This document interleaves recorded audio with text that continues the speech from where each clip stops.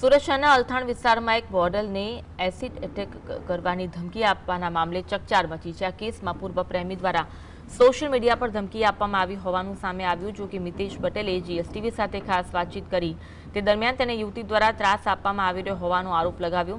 મિતેશ જઈને ફરિયાદ કરતા યુવતી અને તેના બહેન પર માનહાનિનો દાવો પણ કોર્ટમાં કર્યો હોવાનું કહ્યું હતું। સુરત શહેરની અંદર ચર્ચિત કેસ મિતેશ જૈનની અંદર સમગ્ર મામલામાં નવો વળાંક સામે આવ્યો છે। મિતેશ જૈન જણાવી રહ્યા છે કે જે ભોગ બનનારે આક્ષેપ કર્યા છે પાયા વિહોણા છે, ત્યારે મિતેશ જૈન આપણી જોડે ઉપસ્થિત છે। મિતેશભાઈ, જે ભોગ બનનારે તમારી સામે આક્ષેપો મૂક્યા છે, જે ફરિયાદ કરી છે, એ કેટલા તથ્ય છે, શું કહેશો? એને જે બી તત્વો મૂકેલા છે એ બધા ખોટા છે। એ પીડિત નહીં, પીડિત અમે લોકો છે। એ જે આક્ષેપો કરે છે એમાં કંઈ છે જ નહીં।